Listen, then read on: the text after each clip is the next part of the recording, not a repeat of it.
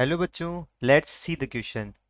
The time period of a bar magnet oscillating in a uniform magnetic field is 3 seconds. If the magnet is cut into two equal halves parts along the equatorial line of the magnet and the one part is made to vibrate in the same field, what is the time period? तो हमको क्या निकालना है? Time period निकालना है. ठीक है. और अब यहाँ देखते हैं हम. देखो, हमारे पास क्या दिया हुआ है? एक बार मैग्नेट दिया हुआ है. बार मैग्नेट हम ड्रॉ कर लेंगे कुछ इस तरीके से. मान लेते हैं हमारा क्या है यहाँ पर, ये बार मैग्नेट है. ठीक. तो अभी क्या कर दिया, इसको इस तरीके से इक्वेटोरियल लाइन के अक्रॉस कर दिया है. दो इक्वल हाफ में हमने काट दिया है यहाँ पे. तो time period in a magnetic field क्या आता है? Time period in a magnetic field T equals to क्या आता है? 2 pi under root I upon B into M. I क्या हो गया हमारा यहाँ पे? आई हो गया यहाँ मैग्नेटिक मोमेंट. ये क्या हो जाएगा हमारा? मैग्नेटिक मोमेंट हो जाएगा. एम क्या हो जाएगा यहाँ पे? Moment of inertia. Moment of inertia हो जाएगा. ठीक है. अभी हमने क्या कर दिया, देखो, जो अगर इसके अक्रॉस हमने काटा है, अगर इस तरह से हमने काटा है इसको, इसके अक्रॉस अगर हमने इसको काटा है, ठीक है, तो जो मास जो होगा वो क्या होगा? क्यू इंटू एल होगा. ठीक है. तो अभी जो चार्ज हो जाएगा वो कितना हो जाएगा? आधा हो जाएगा. तो कितना आ जाएगा? Q by two into L आ जाएगा. यानी प्रीवियस अगर हमारा एम था तो अभी कितना हो गया? ये एम बाई टू हो गया. मास कितना आ गया हमारे पास? एम बाई टू आ गया. ठीक है. तो अलोंग लेंथ अगर काटा है, ये क्या है? अलोंग लेंथ अगर ये काटा है हमने, तो पोल स्ट्रेंथ जो बिकम पोल स्ट्रेंथ कितनी हो जाएगी? इसकी हाफ हो जाएगी. पोल स्ट्रेंथ वो कितनी हो जाएगी हमारी? हाफ हो जाएगी. ठीक है. अब मान लेते हैं इसको हमने काटा है किसके अक्रॉस? इसको इस तरह से काटा है हमने, इस तरह से काटा है. तो when cut about the axis. ठीक है. When cut from middle.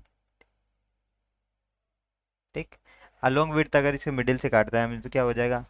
आई जो होगा हमारा वो कितना होगा? एम एल स्क्वायर बाई 12 होता है ये मोमेंट ऑफ, ये क्या होता है? मैग्नेटिक मोमेंट होता है. M L square by 12. यहाँ एम क्या है हमारा?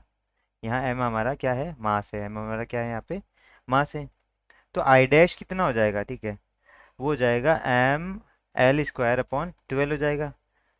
और एम की वैल्यू कितनी हो गई? अब M by two L square by 12 हो गया. ये कितना आ गया हमारा? आई बाई टू आ गया है ना. आई की वैल्यू हमारी अगर एम एल स्क्वायर बाई 12 थी तो ये कितना आ गया? एम आई बाई टू आ गया. यहाँ पे यहाँ से कितना आ जाएगा हमारा? आई बाई टू आ जाएगा. ठीक है.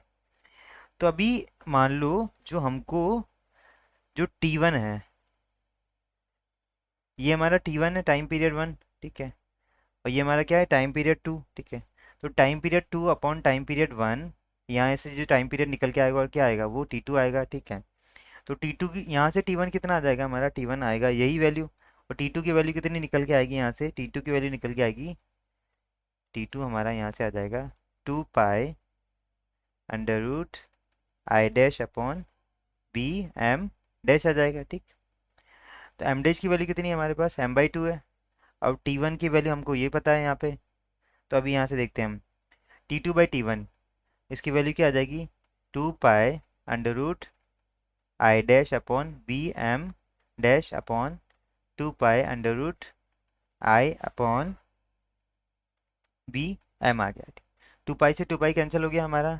अब यहाँ देखते हैं टी वन की वैल्यू हमको कितनी दी हुई है? 3 सेकंड दी हुई है. तो ये 3 सेकंड आ गया. ठीक है. तो ये हमारा बी से बी कैंसिल हो जाएगा. और ये किस तरह से आएगा हमारे पास? Under root I dash by M dash into under root M upon I आ गया. ठीक है. तो इसको किस तरह से लिख सकता हूँ? देखो, आई डैश क्या हो गया हमारा? आई बाई टू. ये कितना हो जाएगा? ये एम बाई टू हो जाएगा. तो ये तो कैंसिल हो जाएगा हमारा. ये कितना आएगा? आई बाई एम ही आ गया. इंटू ये कितना आ गया? एम बाई आई ही आ गया. तो ये और ये कैंसिल, ये और ये कैंसिल. तो T two by three equals to कितना आया हमारा? वन आया. तो टी टू कितना आ जाएगा हमारा? ये भी 3 सेकंड आ जाएगा. तो कितना टाइम पीरियड आ गया हमारा? T two equals to 3 second आ गया. I hope you understood it well. Best of luck.